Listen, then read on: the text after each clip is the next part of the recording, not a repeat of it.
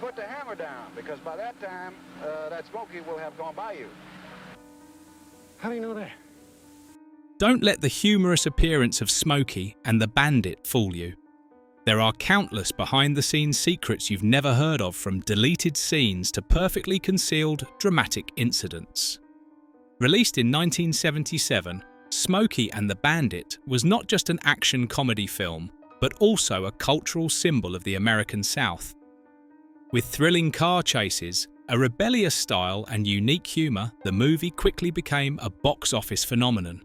Under the direction of Hal Needham, and featuring top stars like Burt Reynolds, Sally Field, and Jackie Gleason, Smokey and the Bandit not only achieved commercial success, but also defined an entire era of American cinema.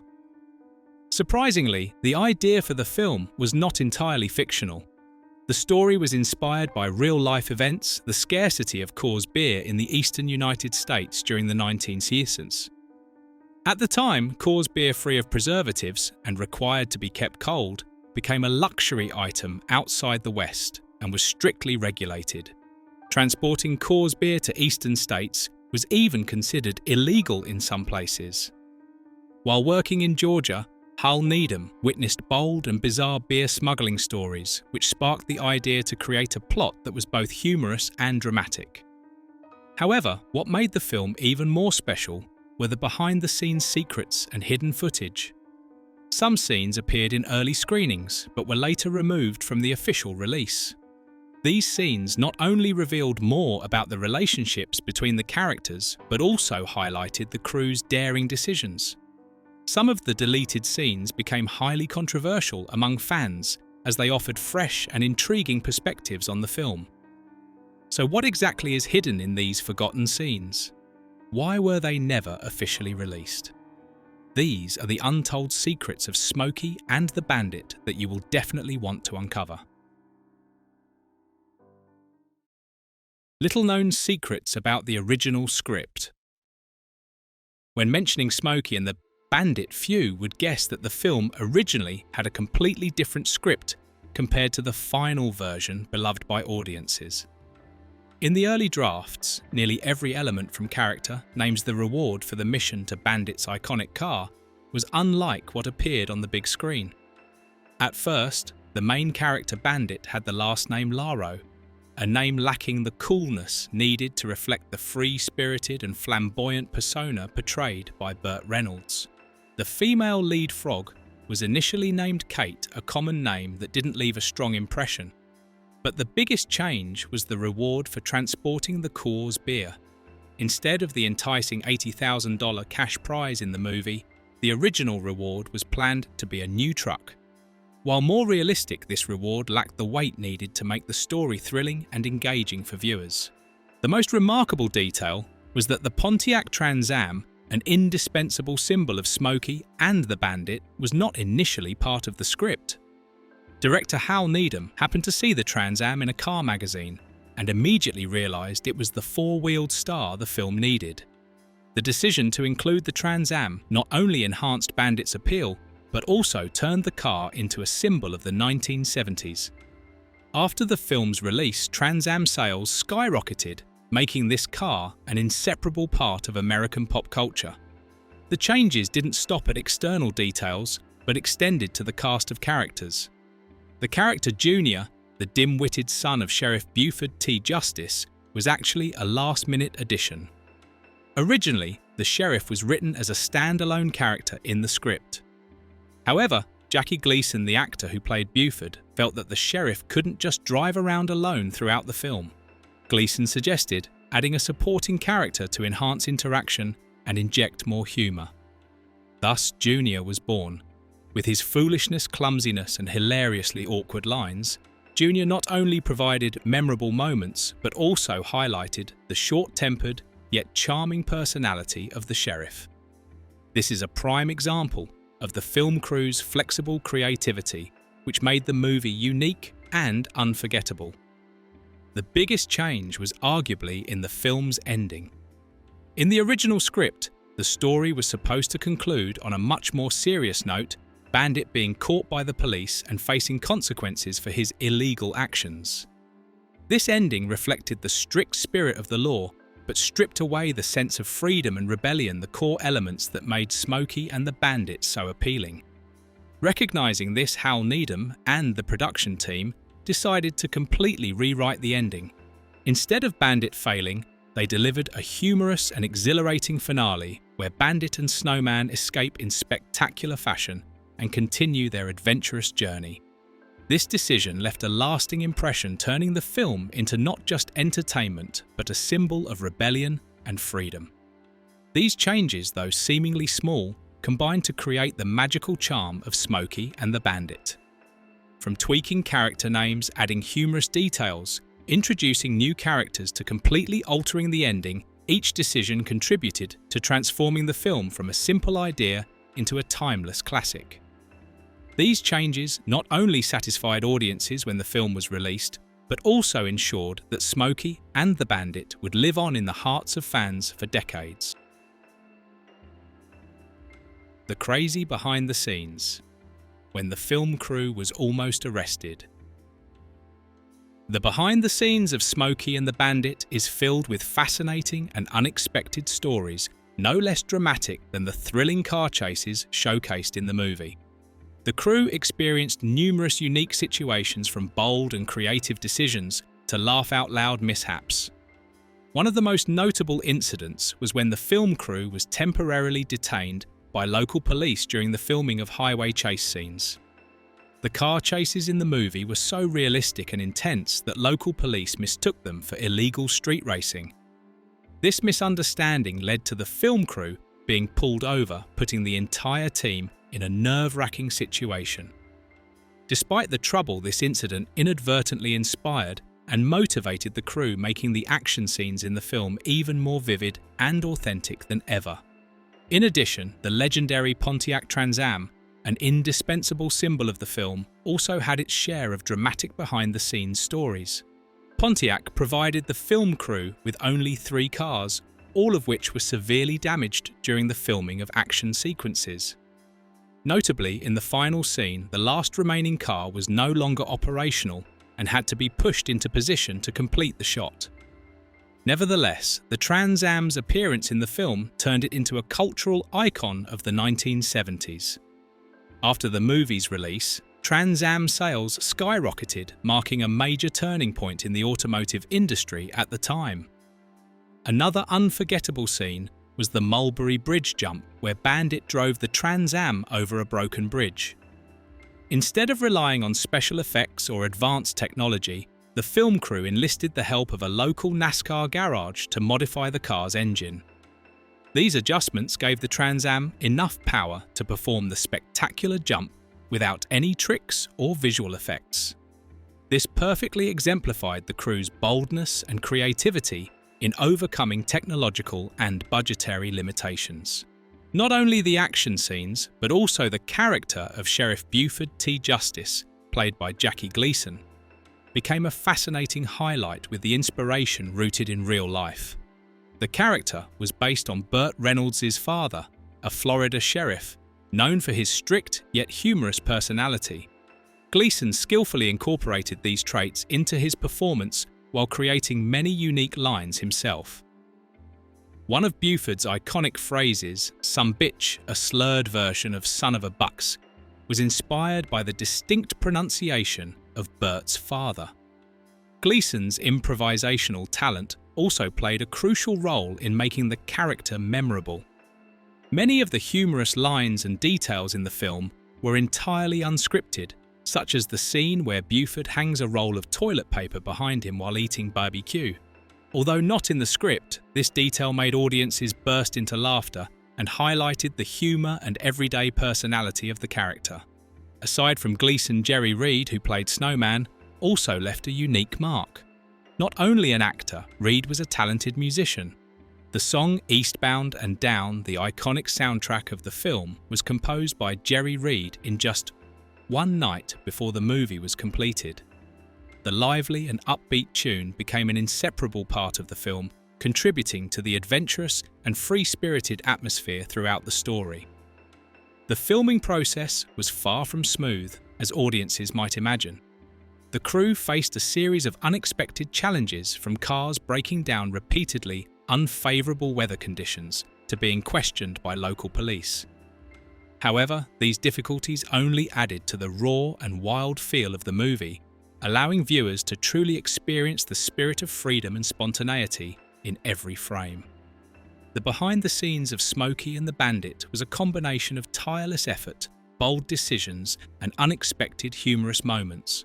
All of these came together to create a timeless classic that has entertained and resonated with audiences for decades. Deleted scenes.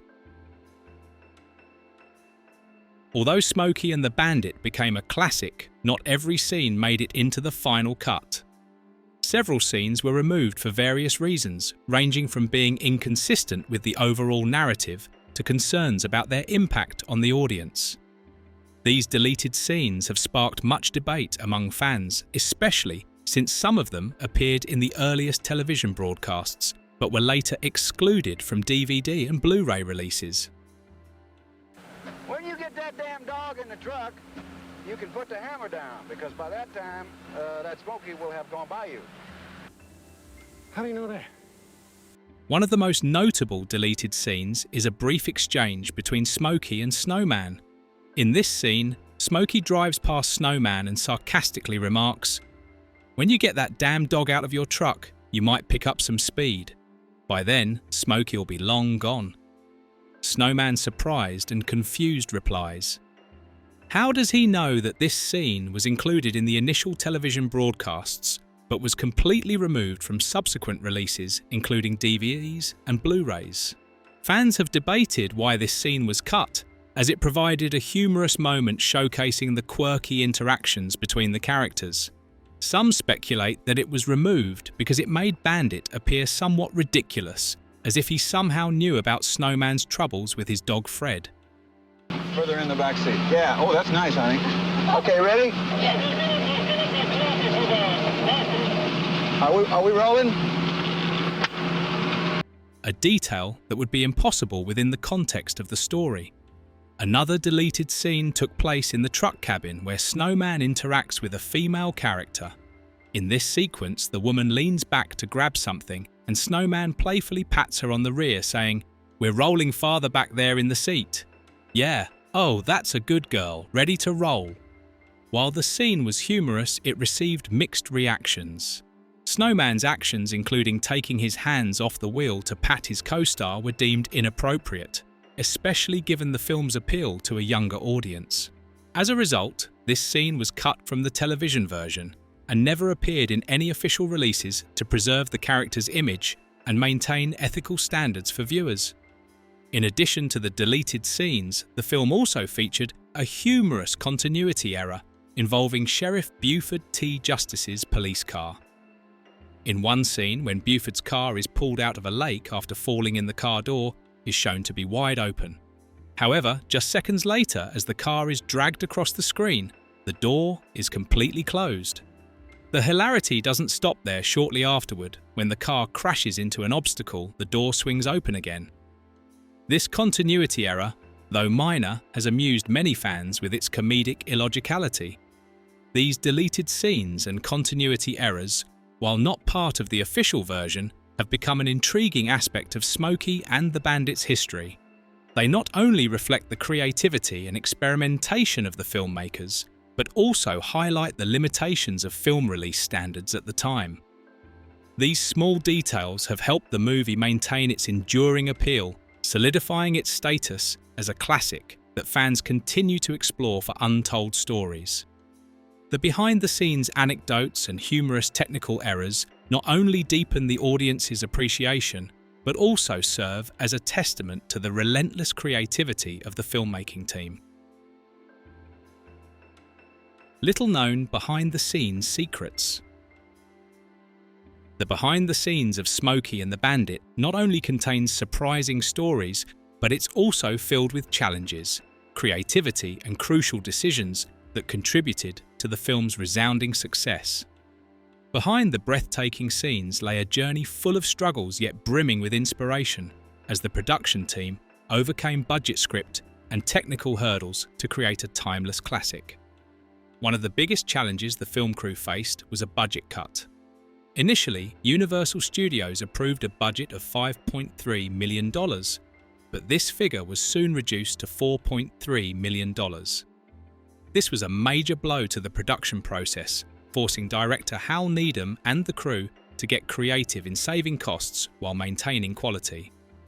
Additionally, Burt Reynolds, the biggest Hollywood star at the time, was paid $1 million, which accounted for nearly a quarter of the film's budget. This put immense pressure on the team, requiring them to limit the number of extras, use simple settings, and reuse props. However, their creativity and adaptability helped them overcome these challenges and complete the movie on schedule. The film's original script was vastly different from the final version that audiences enjoyed. Initially, the main character Bandit had the last name Laro, his companion Frog was called Kate, and the reward for transporting Coors beer was just a new truck instead of the $80,000 cash prize. Key changes in the script, particularly changing the reward from a truck to a large sum of cash, increased the story's drama and appeal. Additionally, renaming characters and injecting humorous details made the movie more relatable and entertaining, contributing to its outstanding success. One of the film's unexpected achievements was the explosive sales of the Pontiac Trans Am, which became inseparably linked to Bandit's image. Before the film's release, the Trans Am was just an ordinary car with modest sales figures. However, thanks to its impressive appearances in the action scenes, the Trans Am quickly became a sensation. After the film premiered, Pontiac Trans Am sales skyrocketed, surpassing rival Chevrolet Camaro for the first time, and the car became a cultural icon of the 1970s. Notably, a Trans Am associated with the film was once auctioned for nearly $500,000, proving the enduring appeal of the movie. Few people know that the powerful engine sounds of the Trans Am in the film did not actually come from the car itself.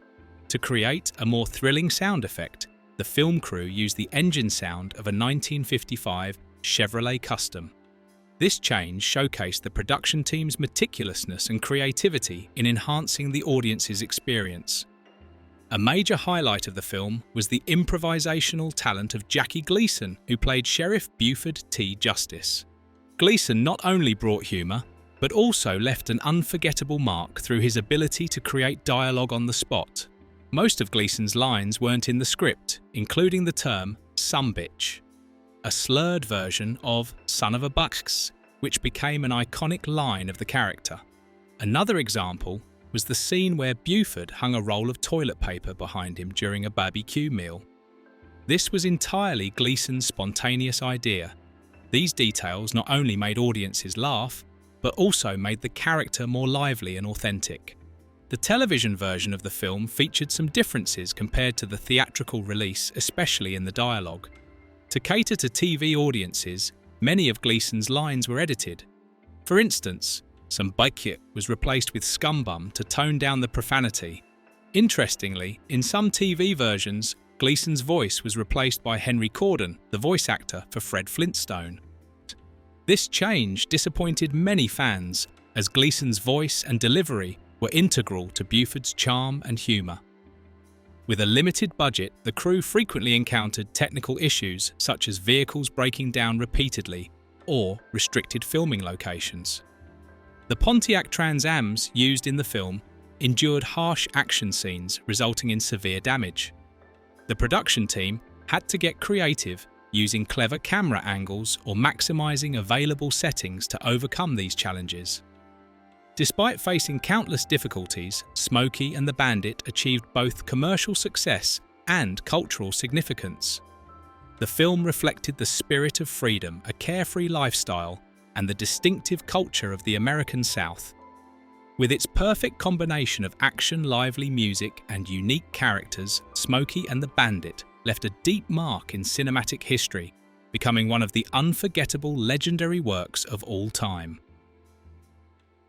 Thank you for watching. If you found this content interesting, don't forget to hit the like button.